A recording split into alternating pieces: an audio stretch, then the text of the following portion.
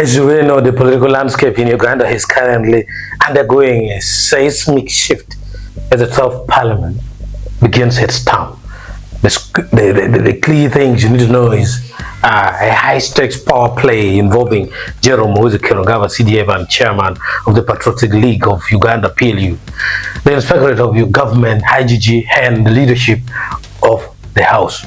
Here is a post-by-post commentary on the unfolding news. Muhoozi, the Kingmaker's decision. The post says we have already made our decision on the new speaker, a man. Men were born to lead. That's the natural order of things. That's from Muhoozi, and you might have already known this in our previous video. This is a direct challenge to the incumbent, Anita Among, by explicitly stating the next speaker will be a man based on a natural order. Muhoozi is effectively signaling the end of Among's tenure. It makes a sharp departure from earlier in the year when he had urged his supporters to back his post as that's his role as the ultimate political arbiter in the 12th parliament, and he clearly endorsed Jacob Oboth. I am not aware of the speaker endorsement. Jacob Oboth, the West Budama Central MP, Jacob Oboth has claimed that he isn't aware about being endorsed as the next speaker of parliament by the commander of the defense forces, that's Muhoozi, saying he isn't aware that he is the chosen one because he isn't on social media. Here is how Oboth's exchange with journalists at parliament transpired. And can someone tell about that? Not being on social media doesn't show that you are special. I'm not and that I will preserve, protect, and defend the Constitution. You're the one who chose me. I, Ula Francis, swear in the name of the Almighty God that I will be in faithful service to this Parliament and support and uphold the Constitution of the Republic of Uganda as by the law established. Muhoozi, the protector of Tayebwa. Honorable Tayebwa is a very good man.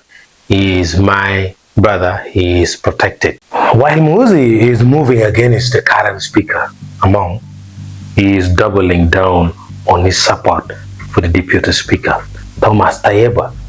By calling him protected, Muhoozi is shielding Tayebwa from the political fallout affecting the speaker's office and positioning him as the preferred candidate for the high seat. Muhoozi, the Mao Zedong doctrine.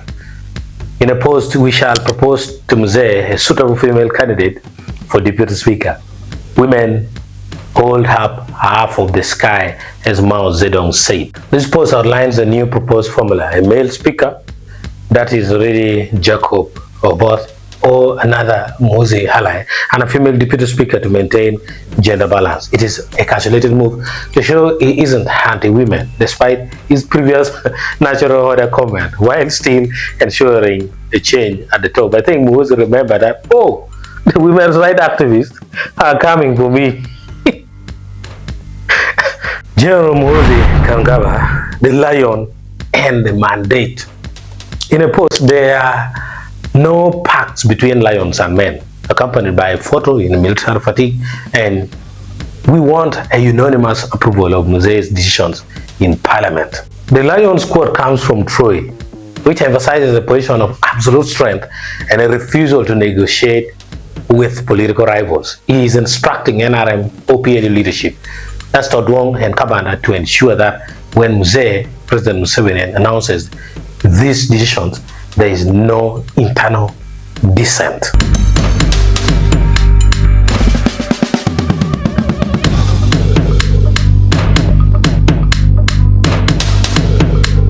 We bring you Olanya Gilbert, who wants corrupt people of the 11th Parliament arrested.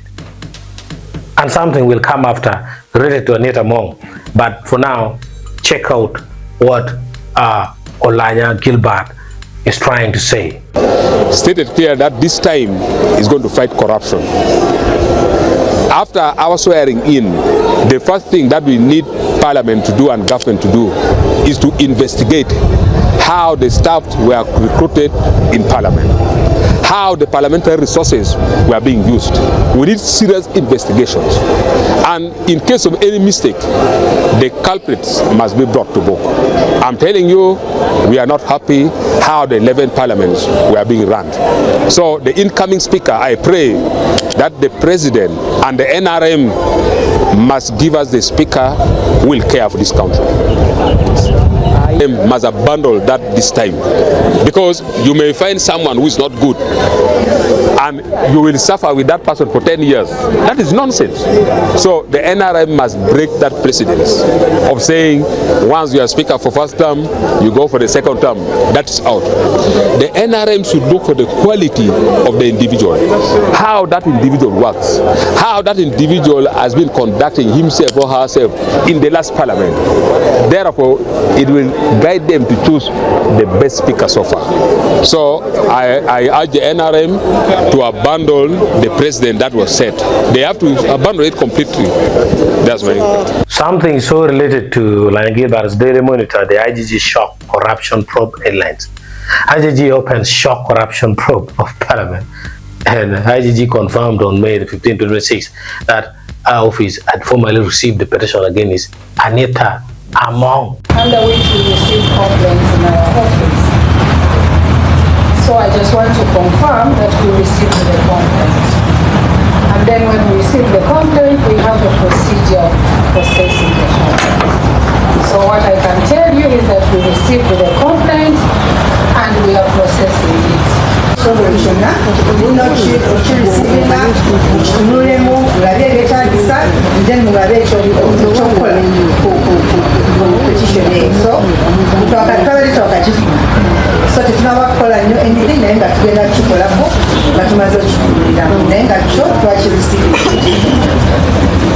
no doubt this is the legal pincer movement. Just as Muhoozi is withdrawing political support, the IGG, thus Justice Batala Naluze, is moving in with a wealth probe. The timing is critical. May 15, 2026 coincides with the final days of MP swearing in.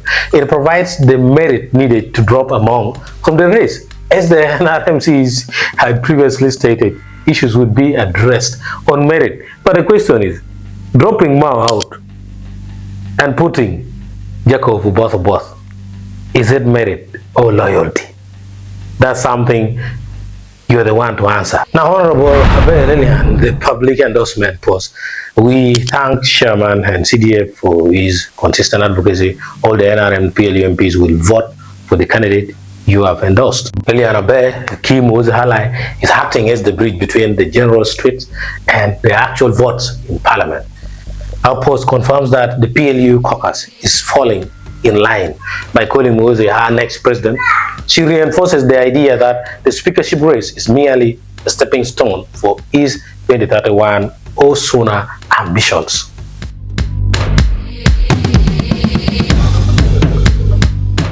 The Anita Among here appears to be facing a coordinated conclusion. By combining social media offensive, Muhoozi tweets, the legal offensive, the IGG prop, and the legislative mobilization, Lillian Aber, the path is being cleared for a new House leadership that is strictly loyal to the PLU agenda. General Muhoozi's stance on the speakership race is something which is mind-boggling, and it is being coordinated, I think, in multifaceted method and with other things that we can't even see. The next few days, I think, will reveal a lot of things. I think there will be a lot of secret spill out.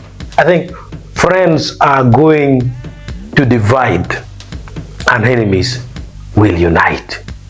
Thank you.